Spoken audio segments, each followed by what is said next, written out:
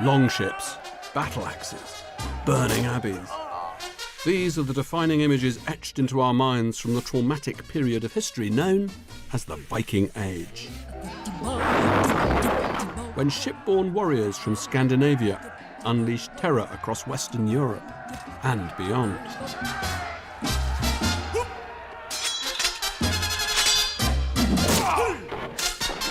Taking no prisoners, exacting cruel retribution, priding themselves on their bloodthirsty talents. Who could forget the notorious Vikings? It was Mark Twain who once said that the very ink with which history is written is merely fluid prejudice.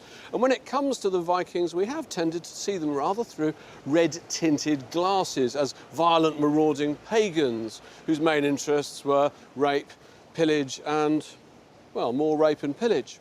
But a new exhibition here at the British Museum aims to broaden the picture and show that they also had a surprisingly sophisticated taste for art.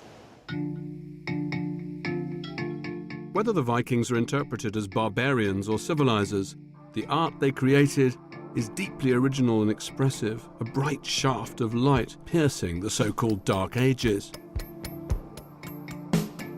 Defined by beautiful, intricate styles that are distinctly Scandinavian, yet laced with intrigue and mystery.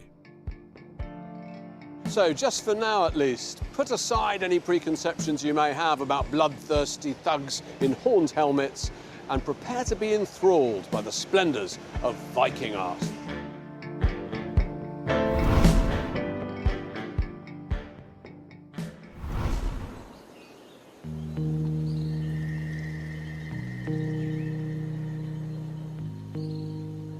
You can't begin to explore the world of the Vikings or to look at Viking art without first acknowledging some of the bad things they did. In a sense, the Vikings' sins. This is the holy island of Lindisfarne, the site of the first monastery in Britain to be attacked in a Viking raid. One day in June 793, a load of Viking longships moored up in that harbour, and they came into this place of monastic retreat and sanctuary, and they desecrated it. They killed the priests, spilled their blood on the altar. The Anglo-Saxon scholar Alcuin wrote that they removed the relics of the saints from their reliquaries, spilled their blood on the stones of the church, and trampled their bones as if it were dung. He finished his lament by asking, where is our God to save us from these pagans? Early historians came to record the raid on Lindisfarne as marking the beginning of the Viking Age, when the Vikings began an aggressive expansion across Western Europe and beyond. This and the other raids that followed earned the Vikings their reputation for violence. They knew that the monks would be unarmed. They also knew that they would find some objects here made of silver and gold. I think the Vikings may well have come at night, and that they swarmed across the island and simply, as it were, fell on the monastery. Like stinging hornets, as one of the Anglo-Saxon accounts. Much worse. That's it. Mm-hmm. Was there fire involved? Yes, indeed. The monastery was largely wood. Entirely wood at that time, as far as we know, and certainly a good deal of it was burnt down. And then, for some of the people, at least, the whole thing was over very, very quickly. What they saw, I don't think we can imagine. The raid on Lindisfarne sent shockwaves throughout Anglo-Saxon England. The Vikings had arrived, and they'd made quite an impression. What's your opinion of the Vikings? What do you think of them as a people? Where do they stand in your estimation? The Vikings that came here seem to me to be really nothing much more than murderous thugs. I can't think that they came here for any other purpose than to grab, to steal, to raid. And they didn't allow anything whatever to get in their way. And they seem to me to be exactly like a great deal of the extremely horrible things that are happening in the world nowadays. So to me, they're terrorists. It does seem pretty unlikely that art was on the minds of the Vikings who attacked. But if it had been, ironically, Lindisfarne was the place to come. When the Vikings raided in 793, Lindisfarne was one of the centres for the production of illuminated manuscripts. And sadly, just one survives, the great Lindisfarne Gospels. Held by the British Library, this is a facsimile, a very good facsimile.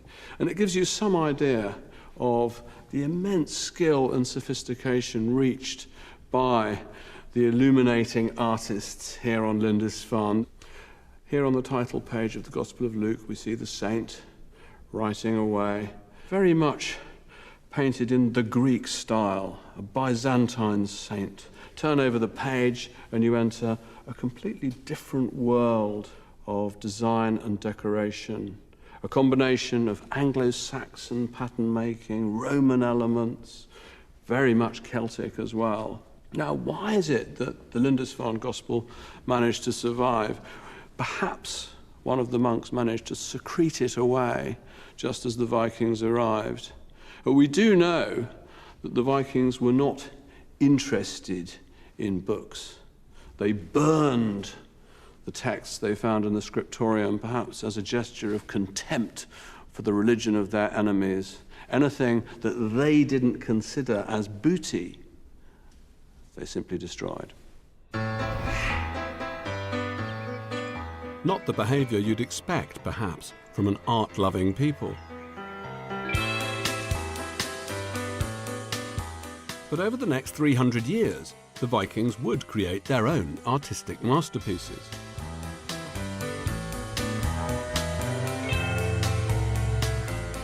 Viking art, which is to be featured in a new exhibition at the British Museum, the largest exhibition on the Vikings for more than 20 years. The show is being housed in a brand new wing of the museum. And not only will it include some impressive examples of Viking art, but also a gigantic 120-foot-long Viking warship. Wow. So, this is the new Sainsbury Exhibition Centre. It's enormous. It is. It's huge. Gareth Williams is the exhibition curator, and he's preparing for the delivery of the Viking warship, one of the largest objects the museum has ever put on display. Tell me about this huge new door that you've had built. What the door allows us to do, we're on the ground floor, so street level of the museum. And for the first time, what this allows us to do is to back a lorry straight into the exhibition space, and we can unload into this space. And the Viking boat comes out here? Well, it comes out in sections. It's been basically flat packed.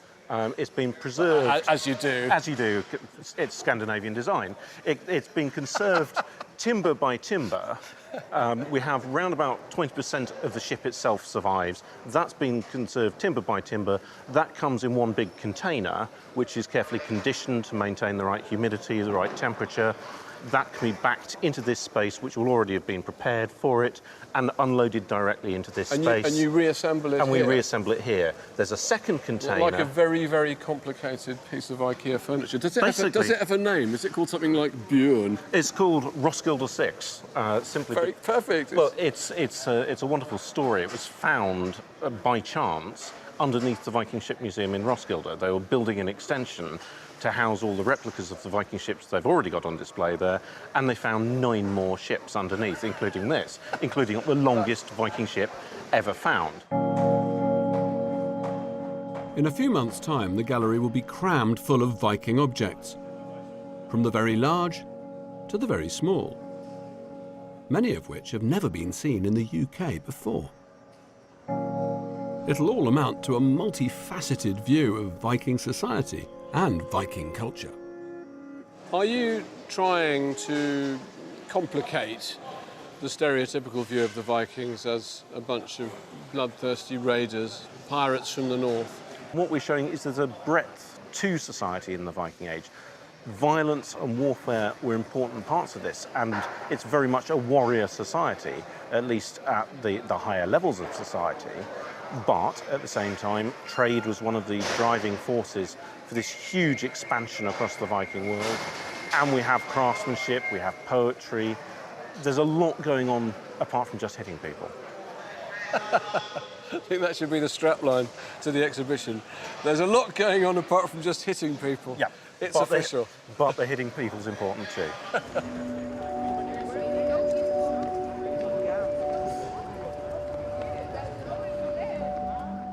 I'll be coming back here a little bit later for a behind-the-scenes look at the preparations for this fascinating exhibition. But to explore the true origins of Viking art, I've got to leave the sanctuary of the British Museum behind and travel to the Viking homeland of Scandinavia. On my quest, I'll be searching the epic fjords and frozen wilds of the far north for the very stuff of Viking legend. Great beasts, ribbon animals, coiling snakes, the creatures that seem to haunt the Viking mind and live in their art. And it all begins here at the Viking Ship Museum in Oslo, with what's been described as the greatest of all Viking Age discoveries.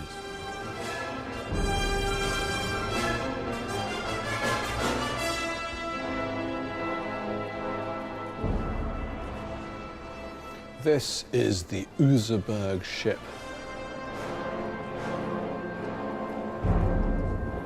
Absolutely fantastic. We wouldn't have it if it weren't for a farmer called Oscar Rom, who decided in 1903 to dig up an intriguing-looking mound on his farm in Oseberg, about 40 miles away from here. Now, if you think it's impressive from down here,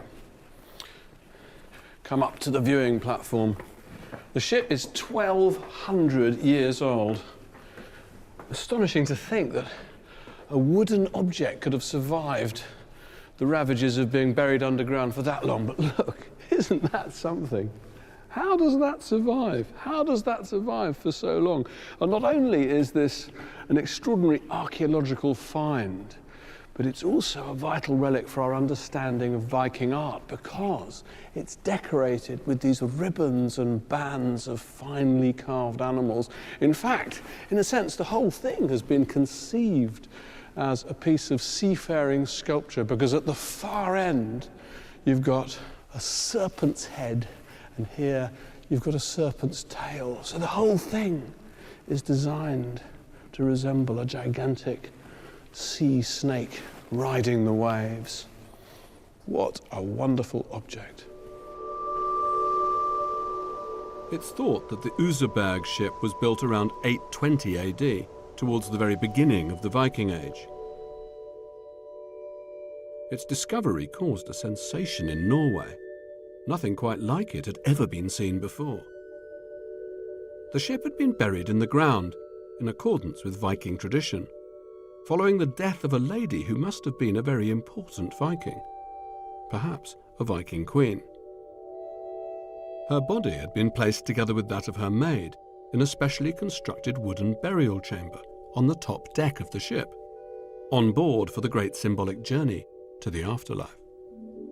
I just love this boat. I remember the first time I saw it was 10 years ago, and I walked in and I just felt like a child seeing a dinosaur for the first time. I was just completely overwhelmed. I mean, if you looked at it, you wouldn't have believed that it was actually made in 820.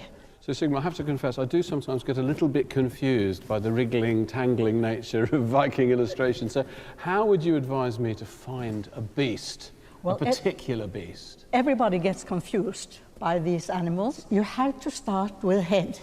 If you get hold of the head, you're all right. Look for the eye. If you get hold of the head, you're all right. I like that. That's the eye, the round eye. Yeah. And you look for the jaws and their profile in this case.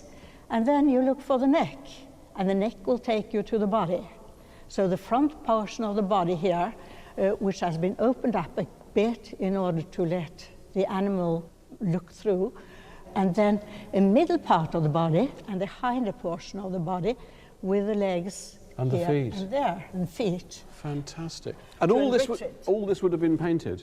All of it would have been painted. And perhaps if it were painted, it might be slightly easier to see. Yes. And they used reddish, deep blackish blue.